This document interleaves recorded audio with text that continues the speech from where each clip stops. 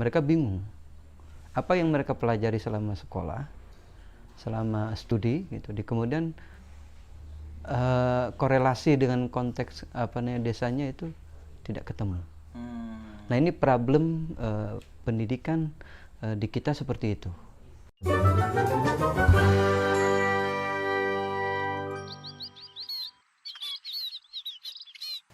Assalamualaikum, selamat datang di podcast Desa, sebuah ruang untuk kita belajar bersama membangun Indonesia dari desa. Perkenalkan, saya Saiful Sukorini. Hari ini saya di Radio Buku Yogyakarta mengunjungi kakak saya, Mas Faiz Ahsul, seorang pegiat pendidikan. Tentu hari ini kita akan bicara soal pendidikan lah. Ini dong Mas, bagaimana pandangan Mas Faiz soal manusia, soal SDM Indonesia sekarang, bagaimana kesiapannya menghadapi tantangan-tantangan ke depan di era yang penuh dengan perubahan yang sangat cepat ini, Mas? Ya, itu kan tidak lepas dari konsep pendidikan ya. Itu yang pertama. Nah, kalau kita bicara tentang pendidikan, ya mau tidak mau kita harus agak flashback dulu. Tidak kemudian melihat pendidikan hari ini. Karena ada latar yang cukup panjang, terutama kita coba ambil sampel pasca peralihan di masa Pak Karno ke Pak Harto. Nah, dampak yang kemudian kita rasakan sampai hari ini, konsep pendidikan di masa peralihan Pak Karno ke Pak Harto itu, kemudian kebijakan-kebijakannya cenderung itu mengarah pada pendidikan bias urban, perkotaan ya. Itu. Nah, ada tanda tanya besar sebenarnya dalam konsep pendidikan bias perkotaan ini, karena kemudian anak-anak studi sekolah sampai ke kota itu kan membuat mereka kemudian tercerabut dari akar bentukan lokalnya. Gitu. Nah, tanda tanya besarnya kalau kita kaitkan dengan globalisasi begitu, apakah mungkin gitu loh skema yang dilakukan, karena kerap kali pendidikan kita itu berkiblat pada barat begitu. Kosongnya SDM di desa gitu, karena semua diangkut, semua diarahkan di kota yang konon katanya menghadapi era globalisasi itu, yang membuat desa kemudian kosong. Iya, itu membuat desa kemudian kosong. Dan kalau toh ada anak-anak desa yang studi sampai jauh ke kota, jauh sampai ke luar negeri bahkan, kemudian gagap ketika kembali ke desanya. Tapi lebih banyak yang nggak kembali ke desa. Salah satunya itu karena memang gagap untuk kembali ke desa. Mereka bingung apa yang mereka pelajari selama sekolah, selama studi gitu, kemudian korelasi dengan konteks desanya itu tidak ketemu. Nah, ini problem pendidikan di kita seperti itu. Iya. Nah, tadi tanda tanya besar kita begini ya, apakah memang itu disengaja gitu? Jadi ada agenda tersembunyi begitu, menjauhkan anak-anak kita gitu, anak-anak muda kita dengan konteks realitas yang ada, yang akhirnya ketika pemodal-pemodal besar dari luar masuk, yang digunakan karena desa itu kosong, iya, itu gampang gitu loh untuk dikuasai. Bisa jadi itu kalau kita bicara tentang bagaimana pendidikan, bagaimana SDM kita hari ini, problemnya ada di sana. Itu disadari atau tidak gitu, desa kemudian jadi kosong, jadi Jadi seperti tidak berpenghuni. Anak Iya. mudanya habis ke Kebanyakan anak-anak muda yang udah kuliah ke kota, jarang yang pulang. ya. Nah, itu ada agenda besar apa gitu kan? Itu pertanyaannya. Nah, untuk menjawab hal seperti itu, ya coba kita membaca kembali gitu loh. Rencana pembangunan manusia Indonesia kita seperti apa kan gitu. Nah, menarik kalau sekarang gitu, terutama 5 tahun Terakhir. 5 tahun belakangan begitu, ketika ada undang-undang desa, bahkan ada kementeriannya tersendiri. Iya. Gitu. Nah, desa punya peluang di situ. Desa punya harapan di situ yang semula jadi dalam tanda petik tak bertuan gitu. Itu harapannya bisa memunculkan gitu kader-kader dan anak-anak muda desa yang bisa menjawab problem-problem di desanya. Hanya apakah gitu loh sistem pendidikan kita itu mendukung, kan itu. Jadi tidak cukup dengan apa namanya kita bilang kita sudah ada Kementerian Desa, memberi keluasaan, memberi ruang yang lebih kepada apa namanya masyarakat dan warga di desa untuk bisa mengembangkan dan sebagainya. Kalau gitu loh, sistem pendidikannya tidak diubah. Berarti kita butuh sistem pendidikan yang membuat anak-anak itu, anak-anak muda lebih ini ya, lebih peduli dan peka dengan lingkungan desanya ya. Ya, artinya kita mengenal konsep pendidikan kontekstual. Berarti sekarang belum? Iya. Kalau prakteknya belum ya? Iya, belum.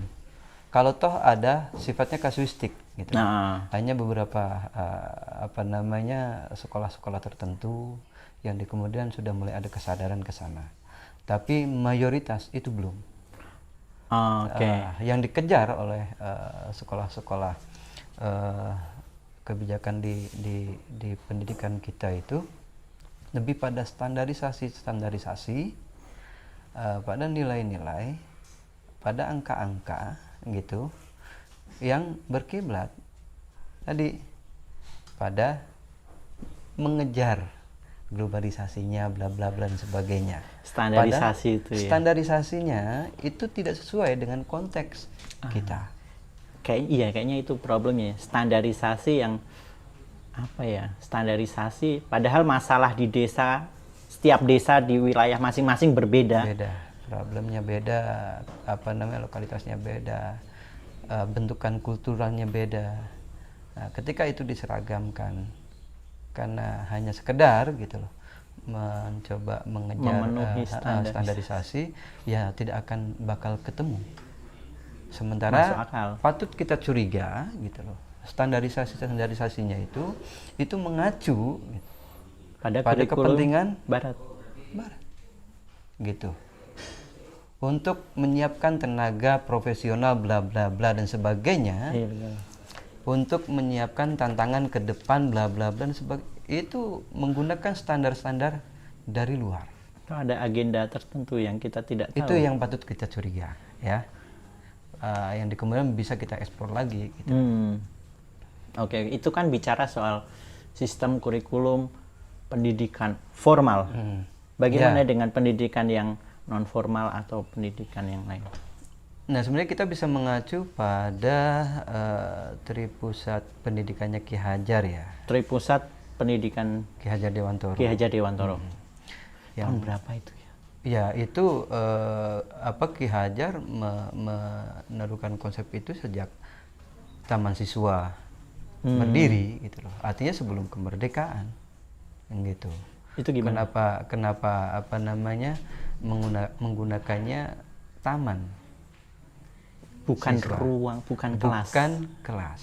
Gitu. Bukan kelas. Jadi ada konsep rekreatifnya, ada konsep artinya edukasinya tidak sebatas edukasi di ruang kelas. Gitu. Iya, ruang yang hanya tembok-tembok. Nah, tapi juga bukan masalah di ruangnya gitu. Iya, tapi pada konsep imajinasi orang terhadap taman kan lebih membebaskan ya. Apa ya? Lebih asik. Konteksnya lebih nyaman belajar. Iya, nyaman. gitu, lebih nyaman belajar gitu. Dalam Tripusat Pendidikan Ki Hajar Dewantara ini kita mengenal dulu istilahnya ada pendidikan pergerakan gitu. Terus yang kedua itu pendidikan masyarakat dan yang ketiga pendidikan keluarga. Nah ini substansi dari Tripusat Pendidikan Ki Hajar kemudian diabaikan gitu, dalam tanda petik ya, diabaikan oleh akademisi, oleh para pendidik gitu, yang kemudian selalu mengacu kepada Barat gitu. Iya. Yang akhirnya kalau toh ada apa namanya di antara para pendidik itu mengetahui ada Tripusat, itu sekedar tempelan gitu. Kita tahu Ki Hajar mencoba mempraksiskan di Tripusat Pendidikan itu lewat bentuk taman siswa ya. Yang di situ tidak sebatas pola-pola pendidikan formal kalau sekarang. Artinya yang dulu istilahnya pendidikan perguruan itu sekarang mewujud dari pendidikan formal. Terus pendidikan pergerakan itu yang sekarang jadi pendidikan masyarakat, yang itu wadah-wadahnya adalah di organisasi masyarakat gitu. Kalau realnya di desa contohnya ya seperti PKK Karang Taruna, Posyandu, terus juga ada arisan majelis taklim dan sebagainya. Itu adalah wadah pendidikan masyarakat. Oke. Gitu. Nah satu lagi ya pendidikan keluarga. Nah, bagaimana ketiganya itu satu dengan yang lain saling melengkapi. Nah, bagaimana itu? Sayangnya gitu, dalam pendidikan kita ini domainnya kebijakan dari pemerintah cenderung gitu, dalam tanda petik menafikan dua pendidikan yang lain. Pendidikan masyarakat dan pendidikan keluarga kurang diperhatikan. Hanya mengacu di pendidikan formal. Yang kita tahu itu pun juga bias gitu lah, artinya bias apa istilahnya, mengacu pada negara-negara yang dianggap maju tadi. Padahal belum tentu konsepnya sesuai dengan konteks Indonesia. Betul, gitu. Makanya PR besar kita di sana, gitu. PR besar kita di sana. Bagaimana ketika ruang-ruang pendidikan baik itu sekolah maupun sekolah-sekolah dari PAUD, SD, SMP, SMA sampai perguruan tinggi itu ya kalau bisa tidak mengesampingkan dua pendidikan yang diindikan oleh Ki Hajar gitu, pendidikan masyarakat dan pendidikan keluarga. Ketiga pendidikan itu harus jadi prioritas. Iya. Itu menunggal gitu loh, Tripusat itu kemudian menyatu gitu loh. Tapi begini, oke lah, kita kemudian ya tidak perlu juga menyalah-nyalahkan, ya kan? Kita tidak perlu kemudian apa istilahnya, getuni apa istilahnya? Menyesali. Menyesali gitu loh. Nggak perlu gitu loh, karena kita perlu ke depan, tidak kemudian selalu balik lagi menyesali ke belakangan, tidak. Kita perlu ke depan. Nah, kalau saya secara pribadi sih ngapain juga gitu menyalah-nyalahkan, itu menghabiskan energi. Iya. Lebih baik apa yang kita punya, keterbatasan apapun yang kita miliki, kemudian perlu kita wujudkan gitu. Kita perlu kita wujudkan ya, basisnya adalah pendidikan komunitas gitu, yang mengacu kepada tadi di pendidikan masyarakat dan pendidikan keluarga, karena erat kaitannya di situ. Nah kalau di pendidikan formal kan sudah sangat mapan sistemnya dan sebagainya, dan kita agak susah untuk merubah, mengintervensi secara langsung gitu loh. Jadi yang perlu kita kuatkan, yang relatif punya ruang-ruang yang cukup akomodatif gitu ya di pendidikan keluarga dan pendidikan komunitas, pendidikan masyarakat gitu loh. Nah, bagaimana perubahan kita mulai dari keluarga, gitu. Bagaimana perubahan kita mulai dari lingkungan masyarakat kita, gitu. Nah, kembali ke konteksnya adalah desa, gitu. Dengan legitimate undang-undang desa itu sangat memungkinkan, gitu. Hak-hak warga desa yang selama ini kerap kali diabaikan karena selalu kebijakan adalah bias perkotaan, gitu. Itu menjadi perlu kita munculkan, gitu loh. Perlu kita munculkan sesuai dengan ini desa masing-masing. Karakter desa masing-masing. Iya, karakter desa dan masing-masing. kondisi, ya. Ya, kita tidak perlu kemudian menyeragamkan apa dan sebagainya, karena kita sadar betul gitu, bahwa sebenarnya tidak ada gitu desa yang tidak mempunyai jejak gitu. Yang sebenarnya pondasi kemandiriannya ada. Hampir semua desa punya jejak tentang kemandirian dalam hal apapun gitu. Dalam hal mengolah potensi SDA-nya maupun juga SDM-nya, kan itu. Itu ya peran desa Ya. di bidang pendidikan, lebih ke pendidikan masyarakat dan pendidikan keluarga, ya. Iya. Bagaimana caranya? Satu, penguatan di pendidikan keluarga adalah bagaimana desa gitu mencoba menjembatani, artinya pemerintah desa menjembatani dalam bentuk mapping, ya. Pemetaan gitu, yang tidak sebatas administratif atau tidak sekedar mengumpulkan data terkait dengan potensi-potensi yang ada di keluarga. Potensi gitu. Anak-anak mudanya. Tidak hanya sebatas potensi anak muda dan sebagainya, tapi semua unsur keluarga kan di situ lintas usia. Oh iya, gitu. Betul. Di dalam keluarga kan dia lintas usia, ada anak, ada remaja, ada anak muda, kayaknya ada itu yang kurang, ya. usia produktif dan juga usia non produktif, artinya pensiun. Potensi manusia. Ya, di setiap keluarga itu yang bisa dilakukan, yang kemudian hasil mapping atau pendataannya coba kita istilahnya praksiskan gitu sesuai dengan ini masing-masing gitu. Itu satu. Terus kita kaitkan gitu loh dengan pendidikan komunitas yang berbasis organisasi. Kita petakan di setiap desa gitu. Ada berapa organ komunitas yang ada di desa tersebut. Baik itu berbasis hobi mungkin anak-anak muda, terus kemudian berbasis industri kreatif gitu, ataupun kemudian berbasis pada produksi pengetahuan gitu.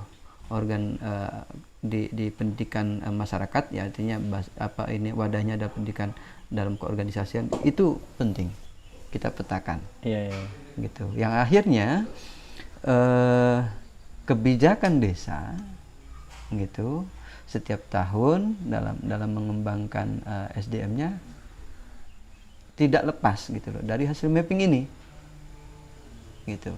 Tidak kemudian sekedar mengadopsi, oh di desa A di sana sangat progresif bla bla bla dan sebagainya, terus kita adopsi mentah-mentah kita terapkan di desa kita. Tidak seperti itu. Tapi kan jarang banget ya, Mas. Jarang banget desa yang melakukan pemetaan potensi manusia kayaknya. Nah, ketika kita merasa jarang banget,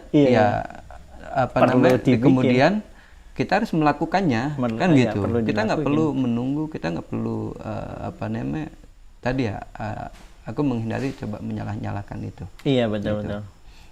Yang lebih diutamakan adalah apa yang bisa kita lakukan. Yes. Kan seperti itu. Dengan segala potensi dan segala keterbatasan yang kita punya, kan situ. Kesadaran itu yang harus dierami gitu, baik oleh pamong desa, masyarakat, dan juga semua tokoh yang ada di desa. Betul. Gitu. bagaimana pendidikan lokal, bagaimana pendidikan lokal di desa-desa Indonesia itu? Maksudnya setiap wilayah tentu punya kondisi dan kondisi yang berbeda. Bagaimana pendidikan lokalitas itu, Bang, di desa-desa? Ya, kalau di pendidikan formal kan kita ada kenal istilah kurikulum lokal ya, mulok gitu loh, Mulok lokal kayak gitu. Itu sebatas tempelan saja.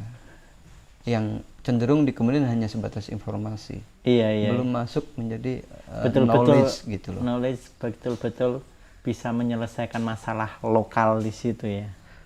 Iya, karena tadi itu hanya sekedar tempelan gitu loh. Itu satu. Nah, kalau saya secara pribadi sih di Kemen kembali tidak mau menyalahkan hal seperti itu ya. Biar sudah format pendidikan formal seperti apa, karena itu sudah terlalu mapan gitu. Ya kita nggak terlalu menggubris secara ini ya. Tinggal Nah, ketika memang kita tahu di situ ada bolong-bolongnya, maka kita harus isi sendiri gitu. Iya. Harus kita isi sendiri. Sudah tidak model di Kemen kita menyalahkan. Iya sih. Itu bisa diisi di pendidikan masyarakat maupun Ya, keluarga. lewat pendidikan masyarakat maupun pendidikan keluarga. Gitu. Jadi penting ya, maksudnya masyarakat desa memahami kondisi wilayahnya, apa masalah-masalahnya, kemudian diwujudkan dalam sistem pendidikan. Ya. Yang kemudian diajarkan ke masyarakatnya. Iya, lewat forum-forum yang ada gitu. Iya, entah itu lewat pengajian, entah itu lewat arisan, entah itu lewat paguyuban gitu. Karena prinsip dalam belajar gitu ya, ketika berkumpul gitu, lebih dari satu orang ini berkumpul ya, 2 orang contoh gitu. 2 orang. Itu sudah terjadi gitu loh, proses pendidikan itu sudah terjadi transfer pengetahuan itu. Yes. Gitu. Nah, kesadaran bahwa yang kita ulik adalah knowledge gitu loh, pengetahuan, tidak sebatas informasi. Itu yang perlu ditanam. Kalau hanya sebatas informasi kan kita hanya bermain di beranda. Kita hanya bermain di teras. Tapi kalau knowledge kita mengulik gitu loh. Betul. Nah, kembali ke Ki Hajar ya dengan 3N ya. Niteni, niroke, terus satunya itu ngulik ya. Oh iya. Ngulik gitu, ngulik. Artinya nanti kita tidak menjadi followers kayak gitu. Karena kita mengolah knowledge-nya, mengolah ATM. Pengetahuannya. Amati, tiru, ya, modifikasi. kalau bahasa Indonesianya itu ATM, amati, tiru, terus modifikasi, gitu. Itu juga falsafah pendidikannya Ki Hajar, gitu. Nah, di sistem pendidikan kita kan kerap hanya berhenti di niroke. Nggak pernah niteni, langsung niroke. Kerap kali seperti itu. Iya. Tanpa niteni langsung niroke. Tanpa inovasi. Tanpa inovasi. Itu problemnya. Dan kembali ke desa sebenarnya kita ada ya, kalau pola pendidikan dulu itu apa istilahnya, nyantrik gitu ya. Nah, konsep pendidikan komunitas sebenarnya lebih tepat itu nyantrik. Gitu. Kita betul-betul mengikuti pamong ataupun guru. Contoh gitu. Kalau kita mau belajar, kita mau belajar bertani, ya sudah, kita nyantrik ke petani, gitu. Tidak nyantrik ke boker, kan gitu.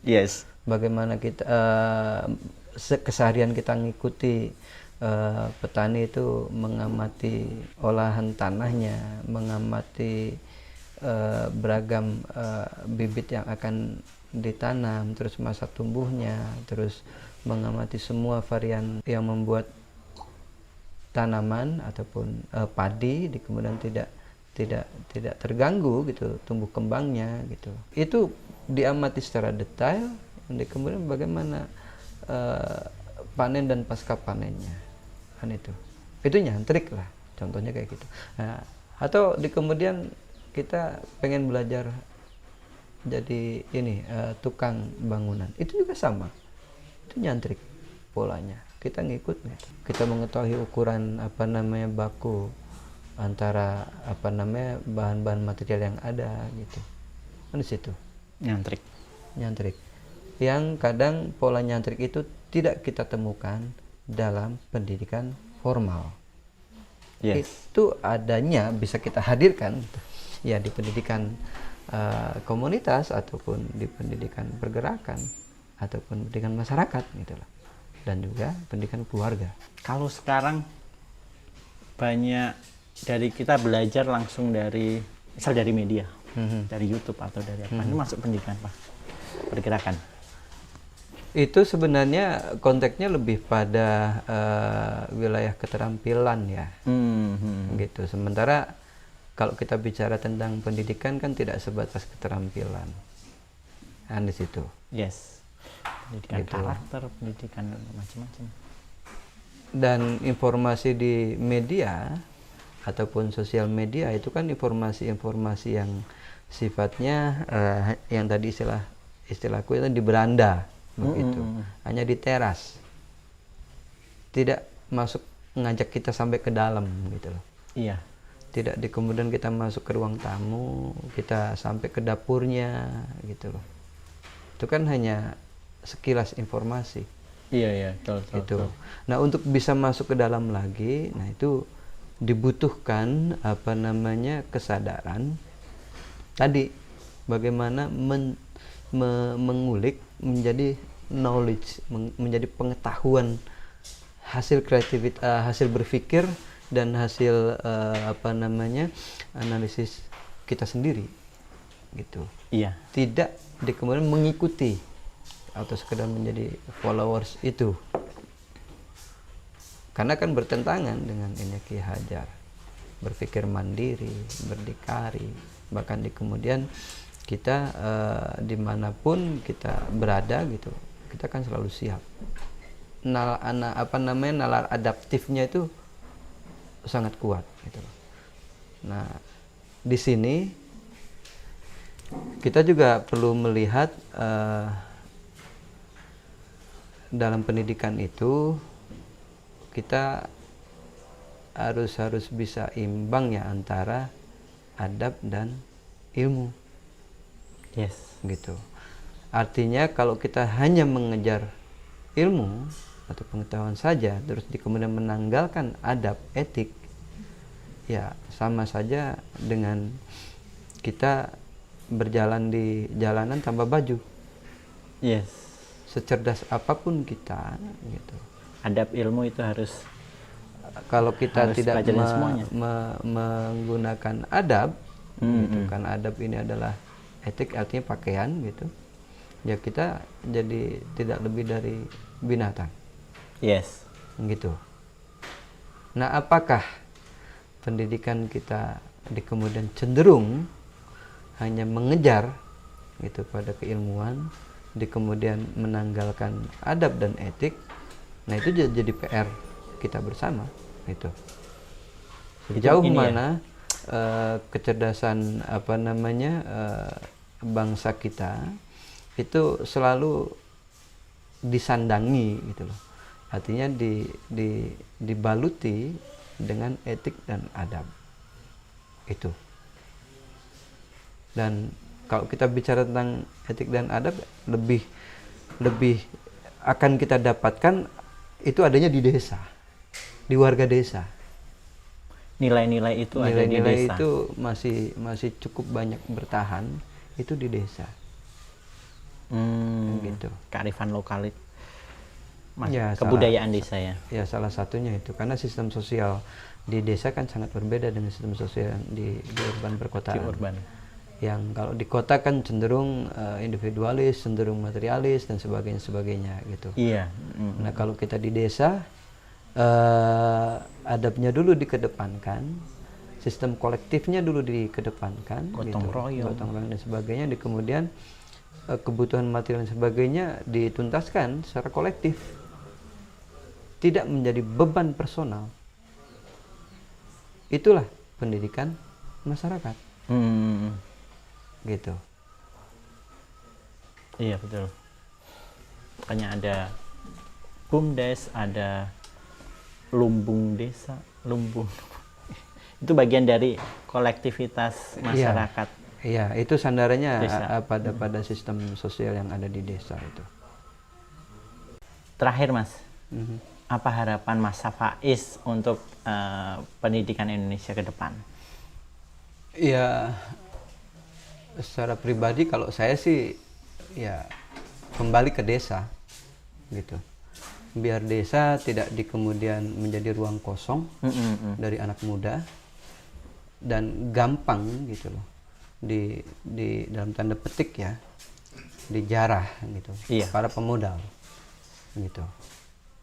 Jadi bagaimana pendidikan kita di kemudian gitu loh, berkiblat gitu loh pada kebutuhan desa gitu. Pendidikan kontekstual itu salah satu bentuk jawabannya. Nah yang kedua, ya kita kan tidak hanya desa, kita juga memang ada masyarakat kota. Itu juga sama gitu loh.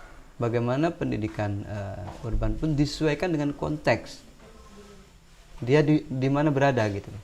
Iya.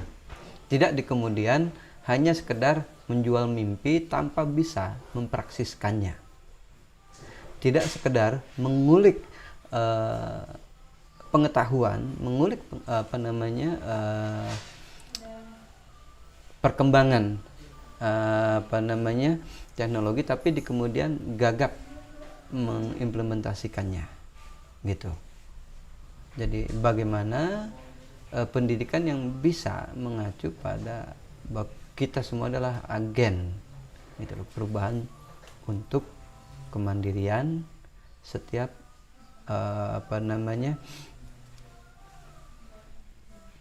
kalau secara sosiologis kan ada agraris, ada pesisir dan ada urban perkotaan. Nah itu. Jadi pendidikan yang sesuai dengan konteksnya. Luar biasa teman-teman. Makasih banyak Mas. Sama-sama. Sampai ketemu di podcast minggu depan. Terima kasih. Assalamualaikum. Bye.